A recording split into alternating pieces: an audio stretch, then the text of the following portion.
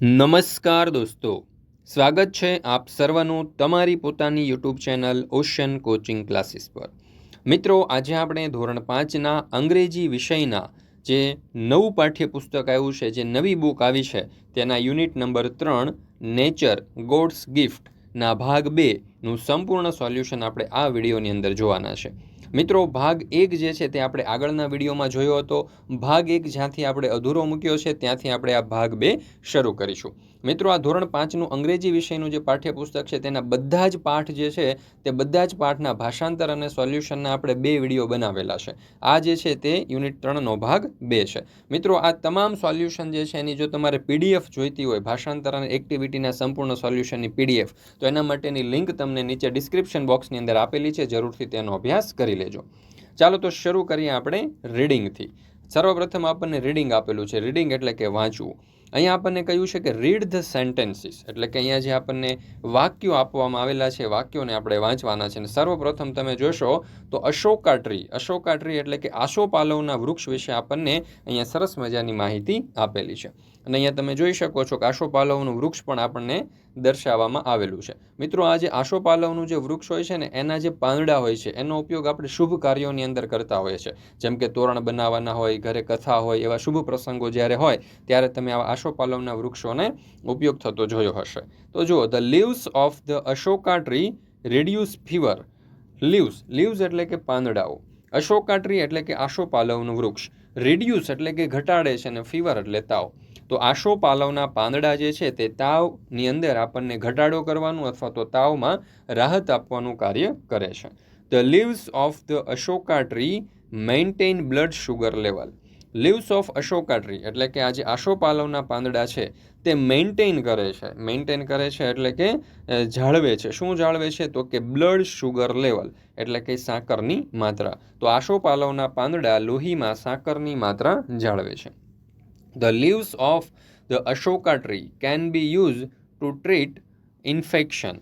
The leaves of the Ashoka tree એટલે કે આ જે આસોપાલવનું જે વૃક્ષ છે તેના જે પાંદડાઓ છે તેનો ઉપયોગ થાય છે ટ્રીટ એટલે કે સારવારમાં, અને ઇન્ફેક્શન એટલે કે શેની? તો કે ચેપની સારવારમાં. તો આસોપાલવના પાંદડા એ ચેપની સારવાર માટે વપરાતા હોય છે. ચાલો, ત્યાર પછી આપણે બીજું વૃક્ષ જોઈએ, લીમડાનું વૃક્ષ. અહીંયા તમે જોઈ શકો છો કે લીમડાનું આપણને વૃક્ષનો ફોટો પણ આપેલો છે.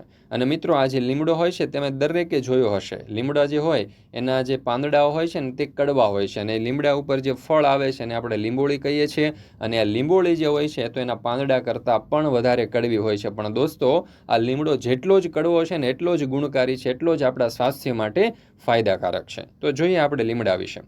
The leaves of the neem tree kill bacteria and germs. જો આ લીમડાના વૃક્ષના જે પાંદડાઓ છે તે કિલ એટલે કે મારી નાખે છે. કોને? તો કે બેક્ટેરિયા એન્ડ જમ્સ એટલે કે સૂક્ષ્મ જંતુ અને જીવાણુઓને મારી નાખે છે. People use neem tree twigs to clean teeth. જો people use a neem tree એટલે કે લોકો જે છે ને તે લીમડાના જે વૃક્ષ હોય છે એની જે ટ્વિક્સ એટલે કે જે ડાળીઓ હોય છે એનો ઉપયોગ ક્લીન ટીથ કરવા માટે એટલે કે દાંતને સાફ કરવા માટે કરે છે. આપણે એને દાંતણ કહીએ છીએ. લીમડાના વૃક્ષનું જે દાંતણ છે તે આપણા સ્વાસ્થ્ય માટે ખૂબ સારું છે અને દાંત માટે પણ ખૂબ સારું છે. આપણે શહેરોની અંદર મોટાભાગે ટૂથપેસ્ટનો ઉપયોગ કરતા હોઈએ છીએ, પરંતુ ગામડાઓની અંદર હજુ પણ દાંત સાફ કરવા માટે આ જે ટૂથબ્રશ હોય છે એની જગ્યાએ આ દાંતણનો ઉપયોગ થતો હોય છે. તો આ દાંતણ જે છે એટલે કે લીમડાનું જે દાંતણ હોય છે તેનો ઉપયોગ દાંત સાફ કરવા માટે થતો હોય છે. ત્યાર પછી આગળ, the oil of its leaves can be used to treat a skin problems like rashes and itching. The oil of its leaves એટલે કે તેના પાંદડાનું જે તેલ હોય છે કેન બી યુઝડ તેનો ઉપયોગ થાય છે ટ્રીટ અ સ્કિન પ્રોબ્લેમ એટલે કે ચામડીની સમસ્યાઓ, લાઇક રશિશ એન્ડ ઇચિંગ એટલે શું? તો કે ખુજલી અને અળાઈ જેવી જે સમસ્યાઓ હોય છે તેને દૂર કરવા માટે આ લીમડાના પાંદડાનો ઉપયોગ થતો હોય છે. મિત્રો, તમે જોયું હશે કે જ્યારે પણ આપણને ચામડીના કોઈ પણ રોગ થાય, આપણા શરીરમાં આપણને અળાઈ નીકળી હોય, ફોડલીઓ નીકળી હોય કે પછી ખરજવું થયું હોય, તો ડૉક્ટર આપણને લીમડાનું જે પાણી હોય છે એટલે કે લીમડાના જે પાંદડા હોય છે એને ગરમ પાણીમાં નાખી અને એવા પાણીથી નહાવાનું કહે છે, જેથી કરીને આપણને એમાં રાહત થાય છે. તો આ લીમડો જે છે તે ચામડીના રોગની અંદર ખૂબ જ ગુણકારી હોય છે. ચાલો, ત્યાર પછી આપણે નેક્સ્ટ જોઈએ people tree.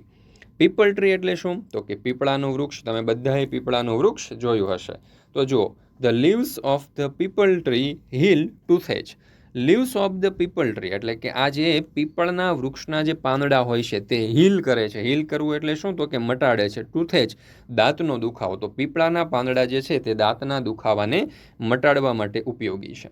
The leaves of the people purify blood. Leaves of people એટલે કે આ પીપળનું જે વૃક્ષ હોય છે એના જે પાંદડા હોય છે તે પ્યોરિફાય કરે છે, શુદ્ધ કરે છે બ્લડ એટલે કે લોહીને. તો પીપળના પાંદડા લોહીને શુદ્ધ કરવાનું કાર્ય કરે છે. The leaves of peepal reduce ear pain એટલે કે આ પીપળના જે પાંદડાઓ હોય છે તે રિડ્યુસ એટલે ઘટાડે છે, ઇયર પેન એટલે કે કાનનો દુખાવો. તો પીપળના પાંદડા જે છે તે કાનનો દુખાવો ઘટાડે છે. ત્યાર પછી આપણે જોઈએ તુલસી. The leaves of tulsi help to relieve cough and cold. તો આ જે લીવ્સ ઓફ તુલસી જે હોય છે, તુલસીના જે પાંદડા હોય છે તે રિલીફ રાહત આપે છે cough and cold. Cough and cold એટલે શું? તો કે શરદીની અંદર અને ખાંસીની અંદર આપણને રાહત આપે છે. તુલસીના પાન ખાંસી અને શરદીની અંદર આપણને રાહત આપે છે. The leaves of tulsi are good for stomach and help with a digestion. The leaves of tulsi એટલે કે તુલસીના જે પાંદડા છે તે આપણા સ્ટમક એટલે કે પેટ અને હેલ્પ વિથ ડાયજેશન એટલે કે પેટ માટે ફાયદાકારક છે અને ડાયજેશન એટલે કે પાચનમાં પણ મદદરૂપ છે. જો leaves of tulsi are good એ સારા છે શેના માટે? તો કે સ્ટમચ આપણા પેટ માટે ફાયદાકારક છે. એન્ડ હેલ્પ વિથ ડાયજેશન અને પાચનની અંદર મદદ કરે છે. તો તુલસીના પાંદડા જે છે તે આપણને પાચનની અંદર મદદ કરે છે. The leaves of Tulsi relieve stress. તુલસીના જે પાંદડાઓ છે ને રિલીવ એટલે રાહત આપે છે, ને સ્ટ્રેસ એટલે તાણ. તો તુલસીના જે પાન છે તે આપણને તાણની અંદર રાહત આપે છે. ત્યાર પછી બિલ્વટ્રી. બિલ્વટ્રી એટલે કે બિલીનું વૃક્ષ. તો જે બિલીનું વૃક્ષ છે તે આપણને શેના માટે ઉપયોગી છે? તો it is helpful in curing હેડેચ. Curing એટલે શું? તો કે ઘટાડવા માટે. અને હેડેચ એટલે કે માથાનો દુખાવો. તે માથાનો દુખાવો મટાડવા માટે ખૂબ જ ઉપયોગી છે. ત્યાર પછી આગળ, it helps to cure burns on our skin. It help તે આપણને મદદ કરે છે. ક્યોર એટલે કે મટાડવા માટે. શું મટાડવા માટે? તો કે બર્ન્સ ઓન અવર સ્કિન.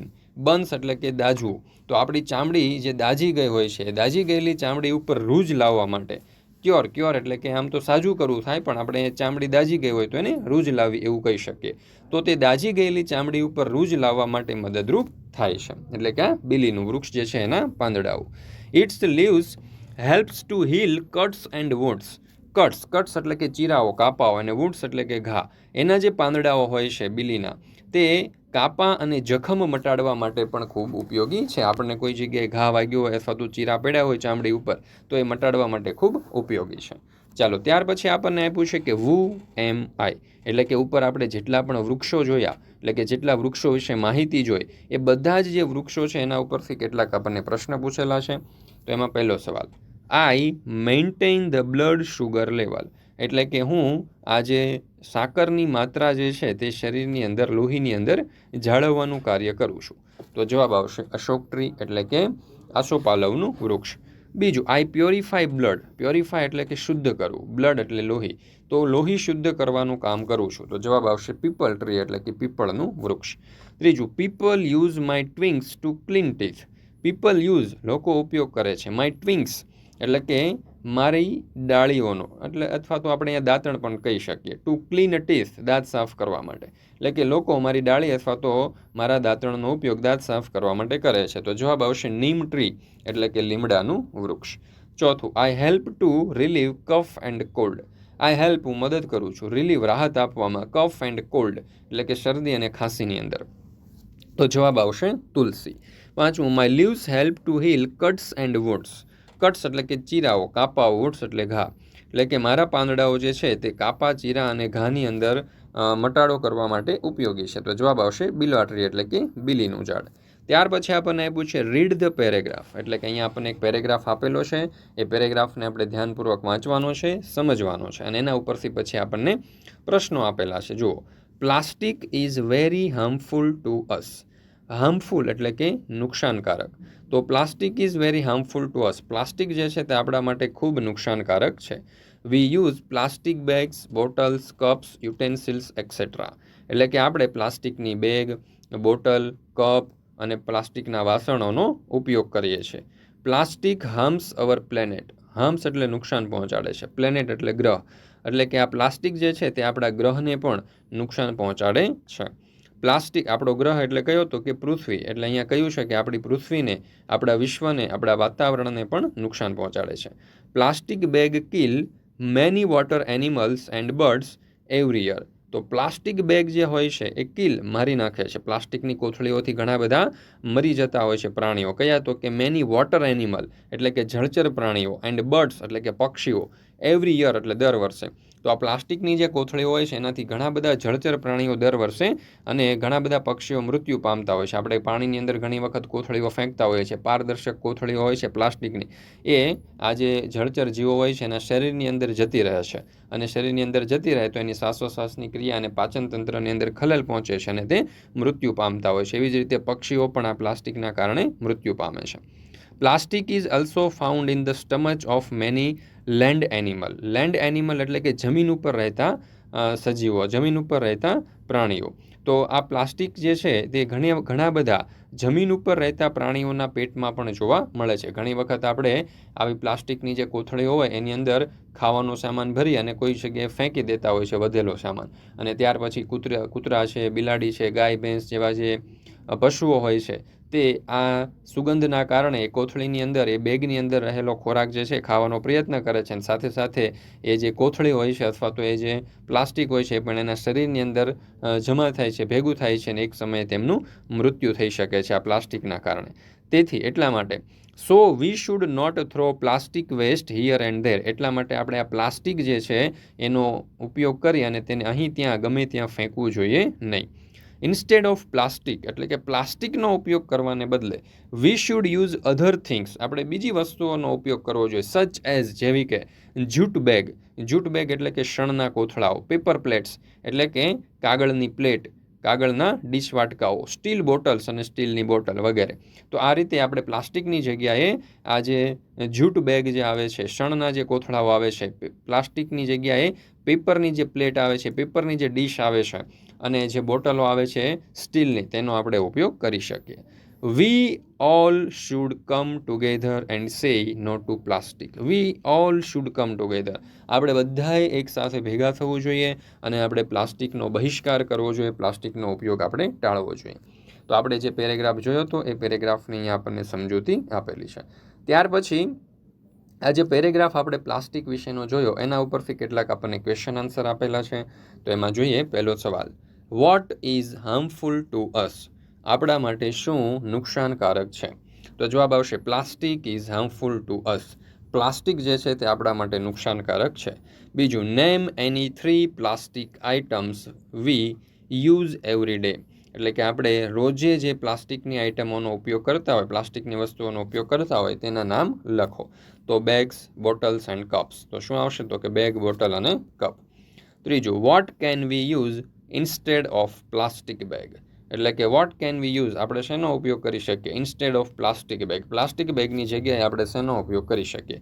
તો we can use a jute bag instead of plastic bag. એટલે કે પ્લાસ્ટિક બેગની જગ્યાએ આપણે જૂટ બેગ એટલે કે શણના કોથળાનો ઉપયોગ કરી શકીએ. ચોથું, વાય શુડ વી સે નો ટુ પ્લાસ્ટિક. આપણે શા માટે પ્લાસ્ટિકને બહિષ્કાર કરવો જોઈએ? તો we should say no to plastic because it is harmful to our planet. કારણ કે તે આપણા ગ્રહ માટે, તે આપણી પૃથ્વી માટે ખૂબ નુકસાનકારક છે. We should throw plastic waste here and there, true or false. તો આપણે પ્લાસ્ટિક જે છે એનો વેસ્ટ અહીંયા, પ્લાસ્ટિકનો જે કચરો છે તેને અહીં અને ત્યાં ફેંકવો જોઈએ, ટ્રુ ઓર ફોલ્સ. તો જવાબ આવશે ફોલ્સ, કે ભાઈ પ્લાસ્ટિકના કચરાને આપણે ગમે ત્યાં ફેંકવો જોઈએ નહીં. ત્યાર પછી આપણે જોઈએ રાઇટિંગ વિભાગ. Study the picture and answer the question.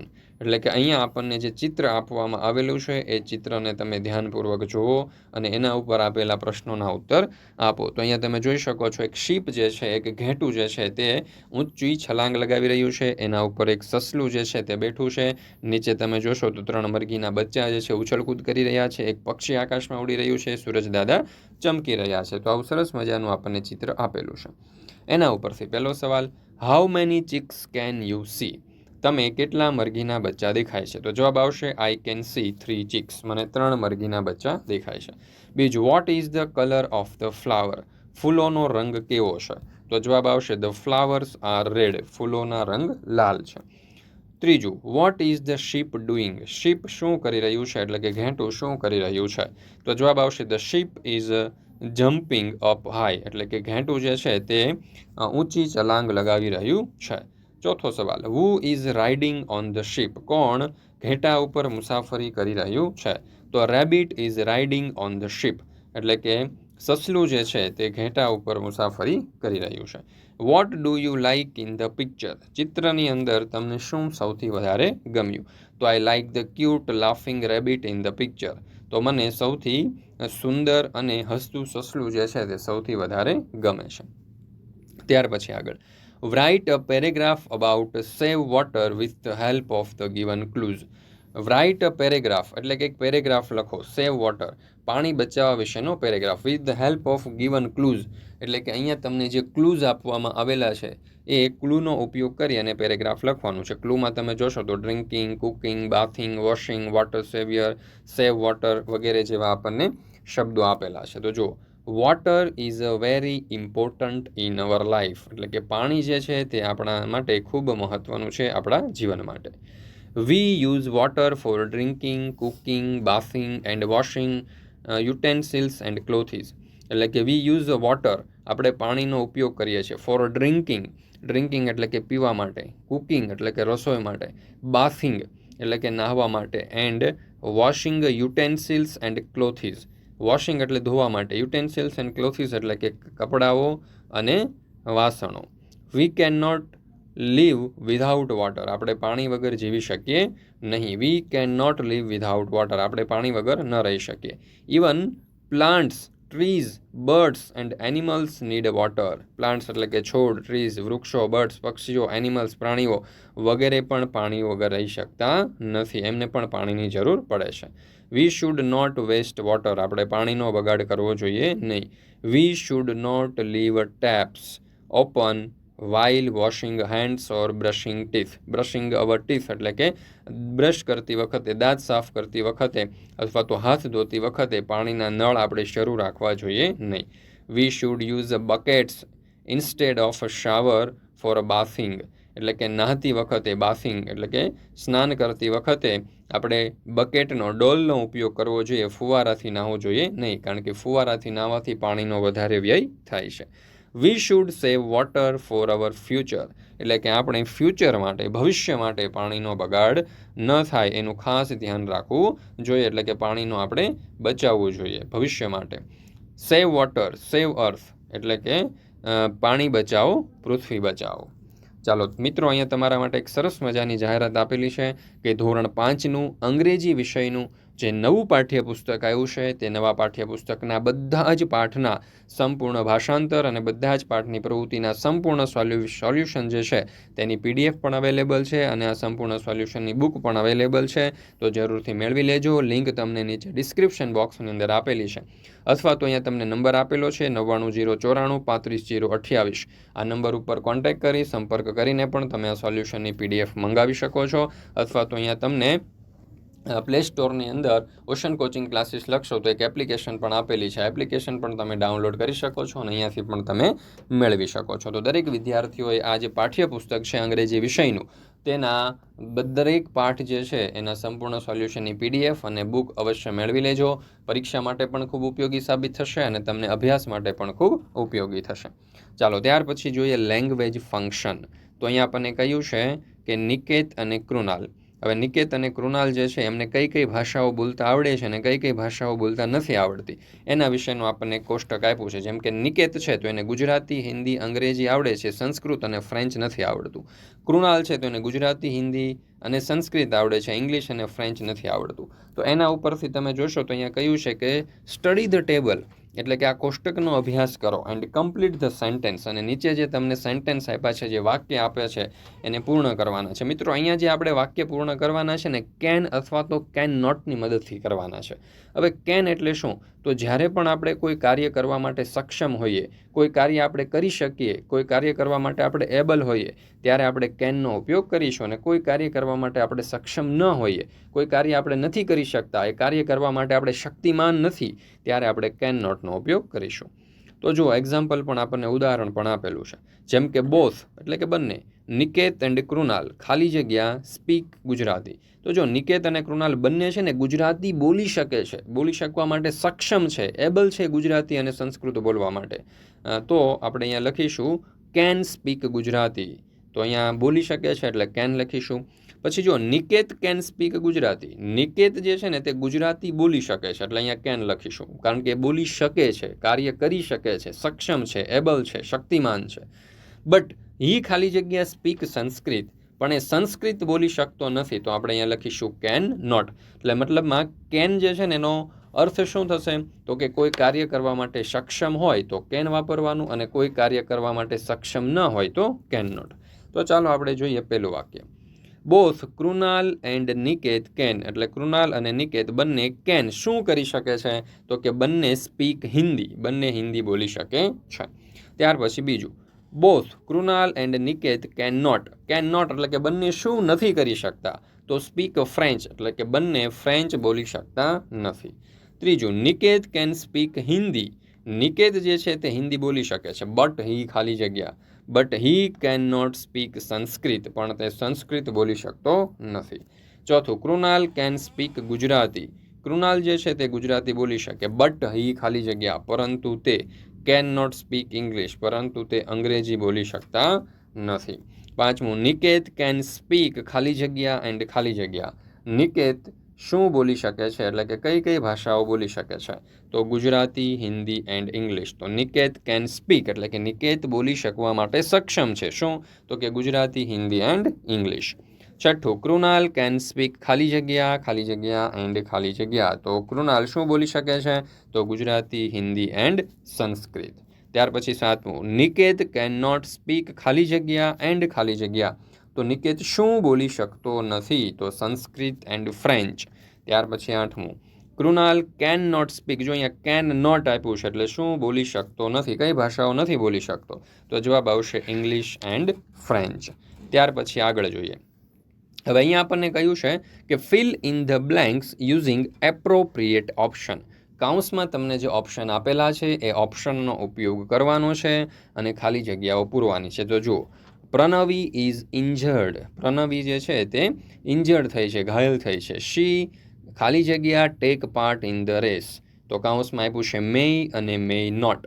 તો જો કોઈ કાર્ય કરવા માટેની શક્યતા હોય તો મેય, અને એ કાર્ય કરી શકવા માટેની શક્યતા ન હોય તો મેય નોટનો ઉપયોગ થશે. મેય એટલે શું, તો કે કદાચ અથવા તો કદાચિત આ કાર્ય થઈ શકશે, તો મેય, અને કોઈ કાર્ય કદાચ નહીં થઈ શકે તો એના માટે મેય નોટ.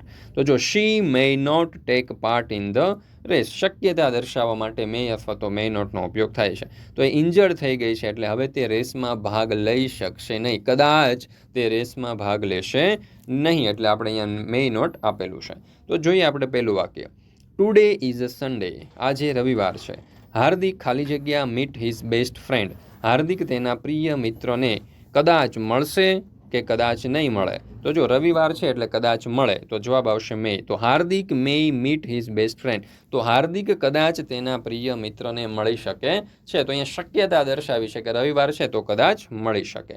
બીજું, there is a heavy traffic, એટલે કે ખૂબ ટ્રાફિક છે. આકાશ ખાલી જગ્યા ગેટ લેટ ફોર સ્કૂલ, તો આકાશ મેય ગેટ લેટ ફોર સ્કૂલ, એટલે ટ્રાફિક વધારે છે તો આકાશને કદાચ શાળાએ પહોંચવામાં મોડું થશે, તો અહીંયા જવાબ આવશે મેય. ત્રીજું, આદિત્ય ઇઝ લેટ, આદિત્યને મોડું થયું છે.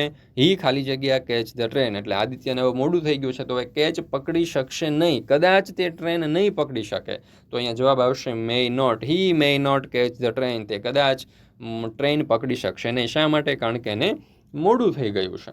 ચોથું, ઇટ ઇઝ રેઇનિંગ હેવીલી, ભારે વરસાદ વરસી રહ્યો છે. તાનિયા ખાલી જગ્યા ગો ટુ ધ બાજાર, તો તાનિયા જે છે ને તે may not go to the bazaar, Tania કદાચ શાળાએ અથવા તો બજારમાં પહોંચી શકશે નહીં. May not go to the bazaar, વરસાદ વરસી રહ્યો છે એટલે કદાચ તે બજારમાં જશે નહીં.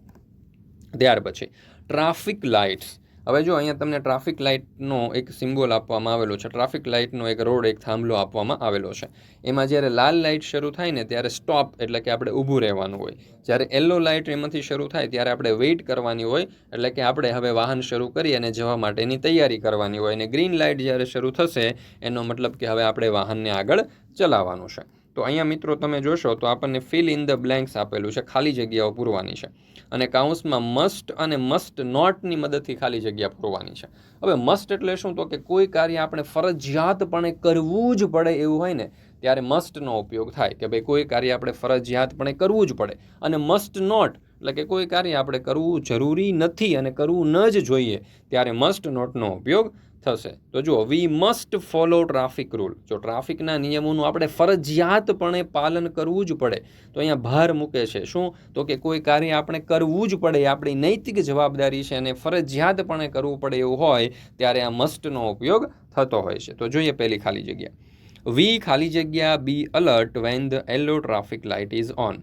જ્યારે યલો લાઇટ એટલે કે પીળા કલરની ટ્રાફિક લાઇટ થાય છે ત્યારે આપણે અલર્ટ રહેવું જોઈએ. તો મસ્ટ કે મસ્ટ નોટ એટલે કે આપણે એલર્ટ રહેવું જોઈએ કે એલર્ટ ન રહેવું જોઈએ? તો જ્યારે પીળી લાઇટ થાય ને ત્યારે આપણે અલર્ટ રહેવું જોઈએ. એટલે વી મસ્ટ બી અલર્ટ એટલે કે આપણે ફરજિયાત અલર્ટ રહેવું જ જોઈએ જ્યારે ટ્રાફિક લાઇટની અંદર પીળા કલરની લાઇટ થાય છે.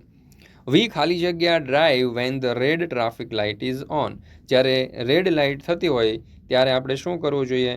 તો કે વી ખાલી જગ્યા drive when the red traffic light is on. તો અહીંયા જવાબ આવશે મસ્ટ નોટ, એટલે કે વી મસ્ટ નોટ ડ્રાઈવ. આપણે ડ્રાઈવ ન કરવું જોઈએ, વાહન ન જ ચલાવવું જોઈએ જ્યારે ટ્રાફિક સિગ્નલ ઉપર લાલ કલરની લાઇટ હોય. એટલે અહીંયા જવાબ આવશે મસ્ટ નોટ. ફરજિયાતપણાનો ભાવ દર્શાવે છે કે ભાઈ લાલ લાઇટ હોય ત્યારે આપણે વાહન શરૂ કરવું ન જ જોઈએ, વાહન ચલાવવું ન જ જોઈએ. ત્રીજું, વી ખાલી જગ્યા drive our vehicles when the green traffic light is on. જ્યારે ગ્રીન લાઇટ શરૂ હોય ત્યારે આપણે વાહન ચલાવવું જ જોઈએ. તો we must drive our vehicle when the green traffic light is on. તો અહીંયા જવાબ આવશે મસ્ટ. ચાલો ત્યાર પછી જોઈએ આગળ. તો ધ સ્કૂલ બસ રૂલ એટલે કે શાળાની બસના જે નિયમો છે એ આપણને આપ્યા છે. તો make a sentences with the help of given table. અહીંયા જે આપણને ટેબલ આપ્યું છે એ ટેબલની મદદથી આપણે અહીંયા વાક્યો બનાવવાના છે. જો એક વાક્ય આપણને આપ્યું છે કે ભાઈ Mansukh should seat properly in the bus. જો અહીંયા શુડનો ઉપયોગ કર્યો છે. હવે શુડનો ઉપયોગ ક્યારે થાય? તો કે જ્યારે કોઈ વાત યોગ્ય હોય એવી યોગ્ય વાત કહેવા માટે અથવા તો કોઈકને સલાહ આપવા માટે, કોઈકને સૂચન આપવા માટે શુડનો ઉપયોગ થાય છે. કોઈકને સાચી વાત કહેવા માટે, કોઈકને યોગ્ય વાત કહેવા માટે, કોઈકને સલાહ આપવા માટે, કોઈકને સૂચન આપવા માટે શુડનો ઉપયોગ થાય છે. બરાબર છે? તો આ એક વાક્ય આપણને આપ્યું છે કે ભાઈ Mansukh should seat properly in the bus, કે ભાઈ મનસુખે યોગ્ય રીતે બસની અંદર બેસવું જોઈએ. ચાલો હવે એના ઉપરથી અહીંયા જે આપણને કોષ્ટક આપ્યું છે ને કોષ્ટક ઉપરથી આપણે વાક્ય બનાવીએ. પહેલામાં અહીંથી લખમણ લઈએ, પછી શુડ લઈએ અને પછી આપણે અહીંયા લખીશું not shout. Should not shout. તો Lakhman should not shout. Lakhman should not shout એટલે કે લખમણે બૂમ બરાડા પાડવા જોઈએ નહીં. આપણે એની યોગ્ય વાત છે તે કહી છે અને સલાહ આપી છે, સૂચન કર્યું છે કે ભાઈ લખમણે બૂમ બરાડા પાડવા નહીં. ત્યાર પછી વી ઉપરથી બનાવીએ તો જુઓ, we should not push one another. Push one another એટલે કે એકબીજાને ધક્કા મારવા.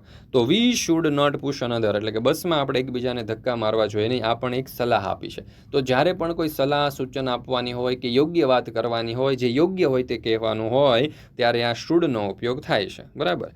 ચાલો ત્યાર પછી આપણે વીથી બનાવીએ તો we should wait for our turn. We should wait આપણે રાહ જોવી જોઈએ, ફોર અવર ટર્ન આપણા વારા માટે, એટલે કે આપણે આપણા વારાની રાહ જોવી જોઈએ. ચોથું વાક્ય આપણે લખમણ લઈને બનાવીએ તો Lakhman should listen to the driver. લખમણે ડ્રાઈવરની વાત સાંભળવી જોઈએ. Mansukh should not stand in a moving bus. મનસુખે ચાલતી બસમાં ઊભું રહેવું જોઈએ નહીં. અને we should always follow the bus rules. આપણે હંમેશા બસના નિયમોનું પાલન કરવું જોઈએ. ચાલો ત્યાર પછી આપણે જોઈએ વોક્યુબ્યુલરી. હવે વોક્યુબ્યુલરીની અંદર એવું કહ્યું છે કે સ્ટડી ધ ટેબલ. આ જે કોષ્ટક આપ્યું છે ને એનો અભ્યાસ કરો. Make a sentence as per the given example. અહીંયા જે આપણને ઉદાહરણ આપ્યું છે એ પ્રમાણે આપણે વાક્યો બનાવવાના છે. હવે જો અહીંયા શુડ અને શુડ નોટનો ઉપયોગ કરી અને વાક્યો બનાવવાના. જેમ કે આ પરિધિ છે તો ટીઝ એનિમલ. તો એને ટીઝ એનિમલ એટલે કે જે પ્રાણીઓ છે તેને ચીડવવા જોઈએ. તો અહીંયા છે ફોલ્સ એટલે કે શુડ નોટ, અને જો ટ્રુ આપેલું હોય તો શુડનો ઉપયોગ કરવાનો, અને ફોલ્સ આપ્યું હોય તો શુડ નોટનો ઉપયોગ કરીને વાક્ય બનાવવાનું. તો જો Paridhi should not tease animal. પછી જો સેવ વોટર, તો પરિધિ શુડ સેવ વોટર, પરિધિએ પાણી બચાવવું જોઈએ. ત્યાર પછી પરિધિ શુડ ગ્રો ટ્રીઝ એટલે કે વૃક્ષો જે છે એને ઉછેરવા જોઈએ, તો પરિધિ શુડ ગ્રો ટ્રીઝ. પછી છે Paridhi should water the plants, water the plants એટલે કે પરિધિએ પાણી પાવું જોઈએ. અને પછી અહીંયા ખોટું આપ્યું છે એટલે શુડ નોટ મૂકીશું, તો Paridhi should not pluck flower.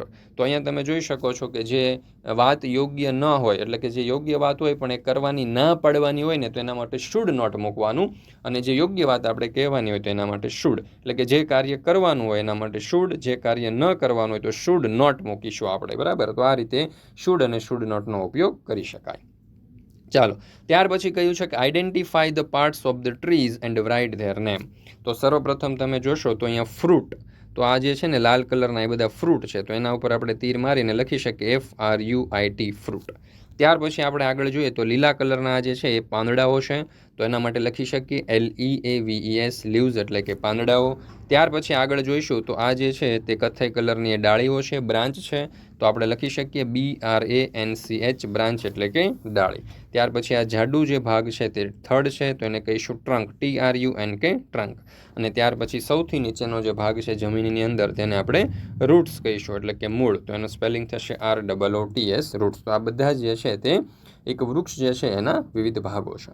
ત્યાર પછી કહ્યું છે કે arrange the letters and make a meaningful word, એટલે કે અહીંયા આપણને જે શબ્દો આપેલા છે એ શબ્દો જે છે તેના સ્પેલિંગ જે છે એટલે કે એ જે સ્પેલિંગ આપણને આપ્યો છે એના જે વર્ડ છે એના જે મૂળાક્ષર છે ને તે આડા અવળા વિખાઈ ગયા છે, તો એને યોગ્ય રીતે ગોઠવવાના છે અને એક અર્થપૂર્ણ શબ્દ બનાવવાનો છે. તો પહેલો શબ્દ જે છે એ બનશે પોપીઝ, POPPIES પપીઝ એટલે કે એક ફૂલનું નામ છે. ચાલો, ત્યાર પછી આપણે બીજું જોઈએ તો બીજું આપણને આપ્યું છે ગાર્ડનનો સ્પેલિંગ બનશે GARDEN. ત્રીજો જે છે તે મેજિકનો સ્પેલિંગ બનશે MAGIC. ચોથો સ્પેલિંગ જે છે તે ફેરીનો બનશે FAIRY ફેરી, ફેરી એટલે કે પરી. ત્યાર પછી પાંચમો સ્પેલિંગ છે તે સનફ્લાવરનો બનશે SUNFLOWER સનફ્લાવર. છઠ્ઠો સ્પેલિંગ જે છે તે પેન્સીનો બનશે જે એક ફૂલનું નામ છે. ત્યાર પછી સાતમો સ્પેલિંગ જે છે તે ગોલ્ડન GOLDEN ગોલ્ડન બનશે. સાતમો જે છે તે મેરીગોલ્ડનો બનશે, મેરીગોલ્ડ એટલે કે ગલગોટો. ત્યાર પછી આપણને એક એક્ટિવિટી આપેલી છે, કહ્યું છે કે make a flower scrap book. હવે ફ્લાવર સ્ક્રેપ બુક બનાવવાની છે, ફૂલોની એક બુક. તો જો શિક્ષક વિદ્યાર્થીઓ પાસે વિવિધ પ્રકારના ખરેલા ફૂલો ભેગા કરાવશે. વિદ્યાર્થીઓને એક એક ફૂલ કોઈ જૂના પુસ્તકના પાનાની વચ્ચે સાચવીને મૂકવા કહેશે. ત્યારબાદ પુસ્તક બંધ કરાવીને તેની ઉપર બીજા 2-3 પુસ્તકો મુકાવશે અને થોડા દિવસો સુધી રાહ જોવાનું કહેશે. ને ત્યારબાદ પુસ્તકની અંદર રહેલા ફૂલોને કાઢી અને સ્ક્રેપ બુકની અંદર ચોંટાડવા માટે કહેશે અને દરેક ફૂલની નીચે તેનું નામ લખવાનું કહેશે. ચાલો, ત્યાર પછી જોઈએ તો write names of 2 things which you can see in the garden in each petal. તો અહીંયા તમે જોઈ શકો છો કે બર્ડ્સ, તો ગાર્ડનની અંદર જોવા મળતા 2 પક્ષીઓના નામ, તો એમાં આવશે ક્રો અને પેરોટ એટલે કે કાગડો અને પોપટ. ત્યાર પછી ટ્રીઝ એટલે કે વૃક્ષો, તો એમાં આવશે નીમ અને અશોક એટલે કે લીમડાનું વૃક્ષ અને આશોપાલવનું વૃક્ષ. ત્યાર પછી છે ઇન્સેક્ટ્સ એટલે કે જીવજંતુ, તો બટરફ્લાય અને બીઝ એટલે કે પતંગિયું અને મધમાખી. ત્યાર પછી છે ફ્લાવર ફૂલ, તો રોઝ અને મેરીગોલ્ડ. ચાલો, ત્યાર પછી જોઈએ speaking, read the dialogue, make a pairs and enact. એટલે કે અહીંયા જે એક ડાયલોગ આપવામાં આવેલો છે, સંવાદ આપવામાં આવેલો છે, તે ધ્યાનપૂર્વક વાંચો, જોડી બનાવો અને તેના ઉપર તેનો આ જે સંવાદ છે તે એનો અભિનય કરો. તો Kiran says hello plant, how are you, નમસ્તે છોડ, તું કેમ છે? તો પ્લાન્ટ કહે છે કે I am good, I need your help, એટલે કે હું સારું છું, મને તારી મદદની જરૂર છે. Kiran says sure, I am ready to help you dear plant. તો કિરણ શું કહે છે કે ચોક્કસ, હું તારી મદદ માટે તૈયાર છું, ડિયર પ્લાન્ટ એટલે કે પ્રિય પ્લાન્ટ છોડ, હું તારી મદદ માટે તૈયાર છું. Plant says will you water me, શું તું મને પાણી આપીશ? Kiran says yes I will, Kiran કહે છે કે હા, યસ આઈ વિલ એટલે કે હું આપીશ. પ્લાન્ટ સેઝ થેન્ક યુ કિરણ, તો છોડ જે કહે છે કે તારો આભાર કિરણ. ત્યાર પછી આગળ કિરણ સેઝ યોર વેલકમ પ્લાન્ટ, એટલે કે તારો ખૂબ ખૂબ આભાર એટલે કે તારું ખૂબ ખૂબ સ્વાગત છે છોડ. ચાલો, ત્યાર પછી બીજો ડાયલોગ આપણને આપ્યો છે, રીના સેઝ ગુડ મોર્નિંગ એટલે કે શુભ સવાર. તો કૃતિ કહે છે કે good morning, what are you doing, શુભ સવાર, તું શું કરી રહી છે? Reena says I am collecting flowers to make a garland, એટલે કે ગાર્ડલેન્ડ બનાવવા માટે, ગુલદસ્તો બનાવવા માટે હું આ જે ફૂલો છે તે ભેગા કરી રહી છું. Kriti says may I help you, હું તારી મદદ કરી શકું. રીના સેઝ શ્યોર, ચોક્કસ. રીના સેઝ, ચાલો આ રીતનો આપણને એક આખો ડાયલોગ, એક સંવાદ આપવામાં આવેલો છે. ત્યાર પછી છે ડુ ઇટ યોર સેલ્ફ, તમારી જાતે કરો. જો plant any medicinal plant in your school campus, તમારા શાળાના મેદાનની અંદર કોઈ ઔષધીય છોડ વાવો. Observe its grow every month, તમારા દર મહિને તેનો જે વિકાસ થાય છે તે જુઓ. અને discuss its benefit with your friend, અને તેના જે લાભ છે તે તમારા મિત્ર સાથે ચર્ચા કરો. તો નેમ ઓફ ધ પ્લાન્ટ, છોડનું નામ, તો નીમ ટ્રી એટલે કે લીમડાનું વૃક્ષ. બેનિફિટ્સ, એના ફાયદાઓ શું છે? તો leaves of the neem tree kill bacteria and germs, તો આ જે નીમ ટ્રી જે છે એનો ઉપયોગ બેક્ટેરિયા અને આ જે જમ્સ હોય છે, જીવજંતુઓ હોય છે, એને મારવા માટે થાય છે. People use neem tree twigs to clean teeth, એટલે કે લોકો જે છે તે આ લીમડાના દાંતણનો ઉપયોગ દાંત સાફ કરવા માટે કરે છે. The oil of its leaves can be used to treat skin problems like rashes and itching, એટલે કે આ જે લીમડો હોય છે એના જે પાંદડાનું તેલ હોય છે તેનો ઉપયોગ રશિશ એન્ડ ઇચિંગ, એટલે કે ખરજવું અથવા તો જે ખુજલી થતી હોય છે અથવા તો જે ચામડીના રોગો થતા હોય છે તેના સારવારમાં ઉપયોગ થાય છે. પછી નેમ ઓફ મંથ, અને અહીંયા ગ્રોવિંગ ઇન અ મીટર આપ્યું છે કે ભાઈ આ જે છોડ છે તેનો દર મહિનામાં કેટલો વિકાસ થાય છે. તો જૂન મહિનામાં 0.3 મીટર જેટલો વિકાસ હતો, જુલાઈમાં 0.3થી વધી અને 0.7 મીટર થયું, ઓગસ્ટમાં 0.7થી 1 મીટર થયું. આવી રીતે વધતા વધતા મે મહિના સુધી તે 6 મીટર જેટલો ઊંચો થઈ જશે. તો મિત્રો, ધોરણ 3થી 8ની જે સ્વ અધ્યયન પોથી છે તે સ્વ અધ્યયન પોથીના બધા જ વિષય, ધોરણ 3થી 8ની બધા જ વિષયની સ્વ અધ્યયન પોથીના જે સોલ્યુશન છે તેની PDF પણ અવેલેબલ છે અને તેની બુક પણ અવેલેબલ છે. તો જરૂરથી દરેક વિદ્યાર્થીઓએ મેળવી લેવી. લિંક તમને નીચે ડિસ્ક્રિપ્શન બોક્સની અંદર આપેલી છે, અને અહીંયા તમને એક નંબર પણ આપેલો છે 9904935028. આ નંબર ઉપર કોન્ટેક્ટ કરી, સંપર્ક કરી અને આ સમગ્ર સોલ્યુશન જે છે તેની PDF અથવા તો આ સમગ્ર સોલ્યુશન જે છે તેની બુક તમે મેળવી શકો છો. આ સ્વ અધ્યયન પોથી તમારી પરીક્ષા માટે, તમારા અભ્યાસ માટે તમને ખૂબ ઉપયોગી સાબિત થવાની છે. તો દરેક વિદ્યાર્થીઓએ અવશ્ય મેળવી લેવી. મિત્રો, ફરી મળીશું આપણે ધોરણ 5ના અંગ્રેજી વિષયના યુનિટ નંબર 4ના સંપૂર્ણ સોલ્યુશન સાથે.